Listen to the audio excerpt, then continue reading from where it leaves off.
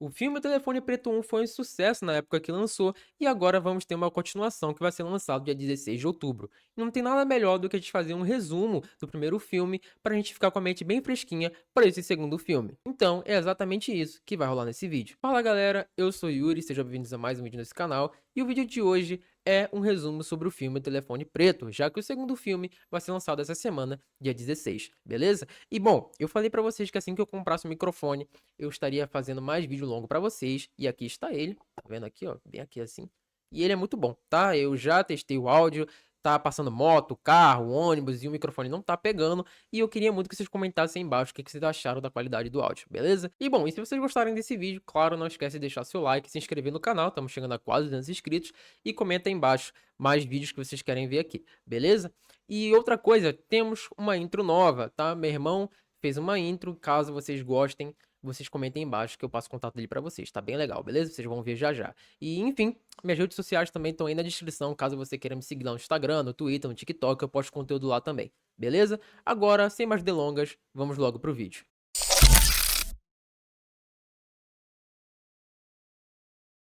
O filme começa em uma partida de beisebol no norte de Denver em 1978, onde a gente conhece o nosso protagonista, Finney. Ele é o jogador que joga a bola e a pessoa que rebate o outro time se chama Bruce. Ele faz 2 strike e no terceiro o Bruce rebate. Você pensa que o Bruce vai ser aquele típico de personagem babacão, ainda mais para ele ser popular, mas não, ele é bem gente boa, inclusive elogia o Finney e ele diz que o braço dele é um canhão. Até que passa um tempo, o Bruce tá andando de bicicleta todo feliz, todo sorridente, todo pomposo, até que ele avista uma van preta indo em direção a ele. E é aí que o filme realmente começa. A gente vê o Finney tomando café junto com seu pai tá lendo, e a gente conhece a sua irmã Gwen. A relação entre eles dois de irmãos é muito boa, porém não dá pra dizer o mesmo da relação deles com o pai deles, que parece ser bem doido da cabeça. No caminho da escola, o Finney acaba parando na frente de um cartaz de desaparecido do Bruce. Ele pergunta pra sua irmã se ela acha que vão encontrar ele, e ela diz que não do jeito que eles querem. Ou seja, provavelmente não vão encontrar ele vivo. Logo em seguida, eles presenciam uma briga com plateia e tudo, e é o valentão da escola, chamado Muzi, contra um garoto chamado Robin, e o Robin mete a surra nele. A Gwen e o Finney voltam a andar, e a Gwen fala que o valentão foi burro de puxar a briga com o Robin, porque o Robin é o garoto mais forte da escola desde que o Vance Hopper foi sequestrado. Ou seja, o Bruce não foi o primeiro. Na escola, o Finney tá fugindo de outros valentões, até que o Robin aparece e fala que caso eles mexessem com o Finney de novo, eles iriam ter que se ver com ele. E o Robin fala pro Finney que ele precisa aprender a se defender um dia. Depois vemos a Gwen sendo chamada na diretoria para conversar com 2 detetives, que inclusive são os piores detetives que eu já vi, e eles perguntam o que ela falou para a irmã do Bruce. E ela fala que sonhou com o Bruce sendo sequestrado por um homem com balões pretos numa van preta. E rola toda uma treta porque ela acha que ela tá sendo acusada, porque essa informação dos balões pretos só a polícia tinha e não tinha revelado isso. E os detetives perguntam o que ela tá escondendo e ela fala que às vezes os sonhos dela se concretizam. No dia seguinte, o Finney acorda ouvindo seu pai batendo na sua irmã com o cinto. Ele pergunta do porquê da polícia foi até o trabalho dele e pergunta o que ela sabe sobre essa investigação. Apesar de que ela fala que não sabe nada, ele continua batendo. E ele fala que ela não é a mãe dela e fala que o que ela ouve e o que ela vê não é real e que os sonhos dela são só sonhos. Logo depois a gente vê o Robin andando sozinho e a gente avista o sequestrador saindo da van preta indo em direção a ele, né? E o Finney recebe a notícia e é toda aquela coisa triste, porque era amigo dele. No dia seguinte, os detetives vão falar com a Gwen para saber se ela sabe de algo por conta dos sonhos dela e o tempo depois, aqueles valentões pegam o Finney já que não tem mais ninguém para proteger ele. E em seguida aparece a Gwen e bate com a pedra na cara de um deles, mas ela acaba apanhando também. Depois na sala de aula, uma menina chamada Donna chega e pergunta se o Finney precisa de dupla e diz que aqueles garotos são os babacas. E diz também que tá todo mundo falando nisso e ela elogia a relação dele com a irmã. Finney voltando da escola com sua irmã, ela diz que vai dormir na casa de uma amiga, até porque é sexta-feira e toda sexta-feira ela faz isso, e Finney, pegando o caminho de casa sozinho, avista um cara de cartola com uma van preta, derrubando várias coisas, e o Finney vai ajudar. E o Finney acaba sendo sequestrado. Ele até corta o braço do sequestrador usando o foguete de brinquedo que ele tem, mas não adianta. O sequestrador leva ele pro cativeiro e ele fala que nada vai acontecer com ele. Até que o sequestrador sobe e o Finney olha ao redor e vê um telefone preto na parede, mas não funciona. A Gwen recebe a notícia de que ele sumiu e, claro, ela fica desesperada, até que corta pro Finney de novo no cativeiro e ele acorda com um barulho de telefone tocando. E quando ele vai atender, o sequestrador diz que aquele telefone, a última vez que tocou, ele era criança. O sequestrador fala que sabe que ele tá com medo e já já vai levar ele pra casa, porque aconteceu um imprevisto lá em cima e o Finney pergunta se alguém chegou. E o Finney fala que vai gritar, e o sequestrador fala que ele pode gritar à vontade, que ninguém vai escutar ele. O Finney pergunta se foi ele que matou o Robin e o Bruce, e ele fala que não, e sim outra pessoa. E um detalhe é que ele usa uma máscara o tempo todo no filme e ela vai mudando, dando a entender que ele tem várias personalidades. E ele fala que estava ali embaixo quando o telefone tocou pela primeira vez e ele diz que pensou que tinha alguém na linha, mas não tinha ninguém. O Finney aceita que ele nunca vai sair dali até que o telefone toca mais uma vez e ele atende, mas ninguém fala nada. Ele dorme e acorda com o sequestrador do lado dele, já com uma máscara diferente. E o Finney fala que tá com fome e o sequestrador fala que ele vai ter que esperar. O Finney pergunta se é porque a pessoa que tá lá em cima pode ver ele levando comida ali pra baixo e pergunta por que ele desceu ali. E o sequestrador diz que só desceu pra olhar pra ele. Finney volta a dormir e o telefone toca novamente. Finney diz que precisa de ajuda e depois de um longo tempo em silêncio, alguém do outro lado responde. O telefone toca novamente e quando Finney atende, a pessoa do outro lado pede para ele não desligar. O Finney pergunta quem é e a pessoa diz que não lembra do seu nome e ele diz que é a primeira coisa que você perde. O Finney pergunta como essa pessoa sabe o nome dele e a pessoa responde que eles já se conheceram antes. E essa pessoa fala que o braço do Finney é o canhão. E assim o Finney percebe que era o Bruce. E o Finney pergunta se o telefone tocou pra ele e ele diz que sim, mas nenhum deles escutou. Só ele, vulgo o Finney. E o Bruce diz que o sequestrador também ouve o telefone, mas ele não quer acreditar. O Bruce diz pro Finney que tem um trecho de terra no chão do corredor com um ladrilho solto e pede para ele tentar cavar para baixo da casa. Ele tentou, mas não teve tempo de cavar e sair do outro lado. Vemos toda uma cena de flashback com o Bruce criança e crescendo ao decorrer da vida, até o ponto em que chega o momento em que a Gwen sonhou, que é o Bruce sendo sequestrado. A Gwen sonha com o Finney gritando por socorro, tentando sair de uma casa, e ela sai de bicicleta à noite procurando por essa casa, mas não encontra. Enquanto isso, o Finney vai fazer o que o Bruce pediu, cava tirando a terra e jogando na privada, e ele usa um pano para cobrir esse buraco. O sequestrador desce ali para levar o café da manhã e o Finney fica com receio e acha que ele colocou algo ali. E o sequestrador pergunta por que ele iria drogar ele se ele já estava ali. Ele sobe de novo, porém ele deixa a porta encostada, ele não tranca. Quando o Finney percebe, ele vai em direção à porta e vai abrindo e o telefone toca novamente.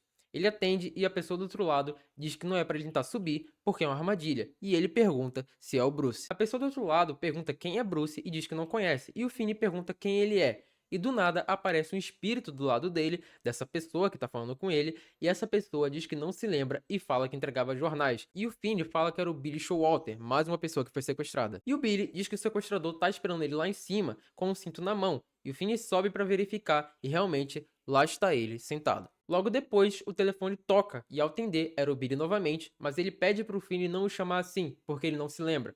E ele pergunta para o Finney se ele tá vendo a parede na frente dele e pergunta se ele tá vendo o espaço entre a parede e o chão e fala que ele arrancou um cabo solto ali de baixo e deixou escondido. E a garrafa que estava ali no chão, que é a garrafa do café da manhã que o sequestrador levou, começou a girar, apontando para a janela com grade que estava ali em cima. Corta para Gwen dormindo na enfermaria e ela começa a sonhar com o Billy entregando jornais e sendo levado pelo sequestrador, e o sequestrador segurando balões pretos em frente a uma casa. Voltando pro Finney, ele acha o cabo e tenta enrolar na grade, mas sem sucesso. Porém, ele faz uma gambiarra ali, ele consegue subir, mas acaba caindo. Corta pra Gwen tendo uma conversa com o pai dela sobre os sonhos que ela tem. E o pai dela fala que a mãe dela era especial e ela via e ouvia coisas e acabou se convencendo que os sonhos dela tinham significado.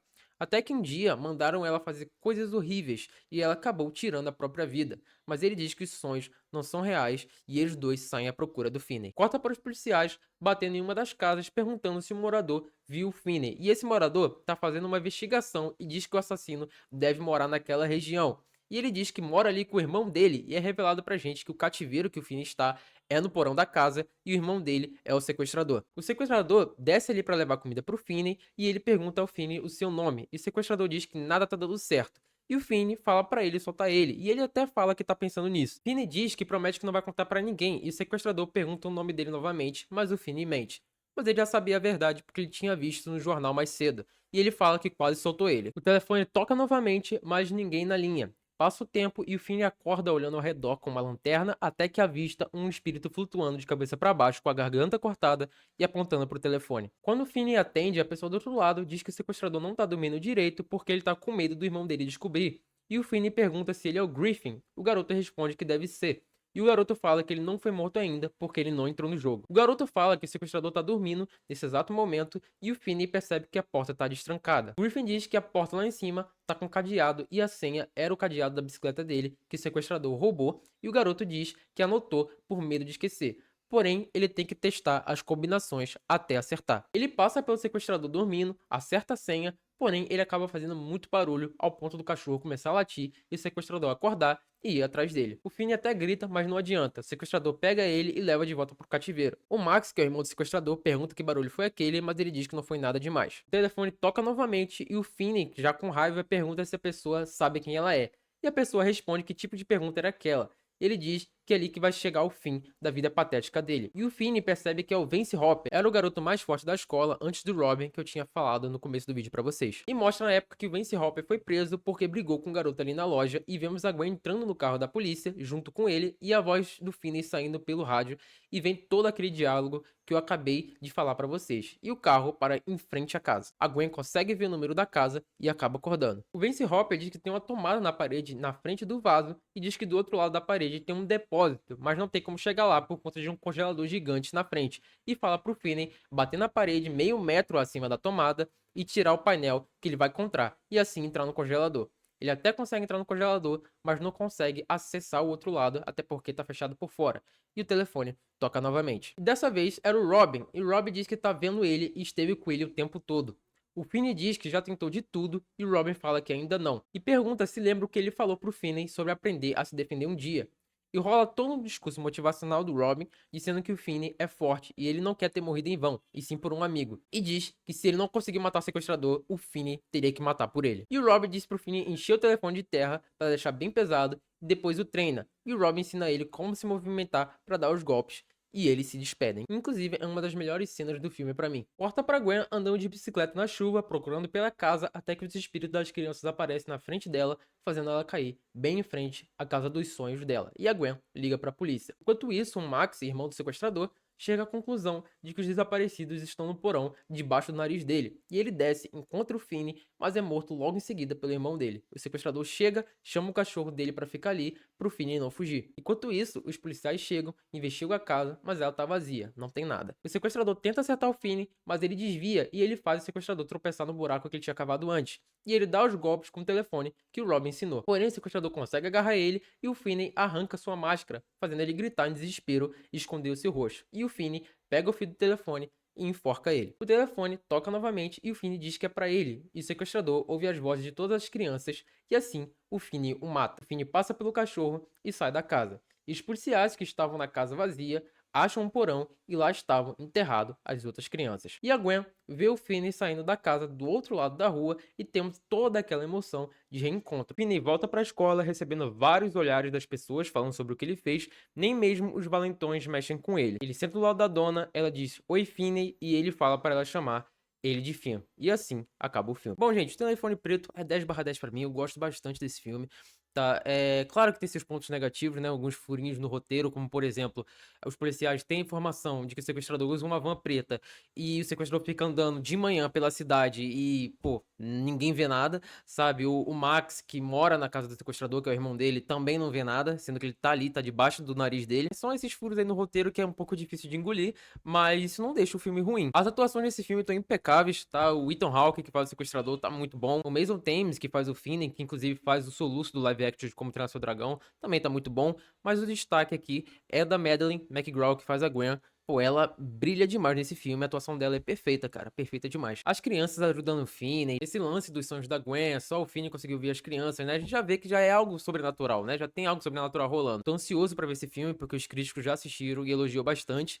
E vai sair essa semana, eu espero assistir na estreia. E é isso. Bom, galera, esse foi o vídeo, eu espero que vocês tenham gostado. Comentem embaixo o que vocês acharam do primeiro filme e quais são as suas expectativas para o segundo filme. Se você acha que vai dar bom, se você acha que vai dar ruim, se você acha que não precisava de um segundo filme, comentem embaixo que eu quero saber, beleza? Valeu, falou e até a próxima.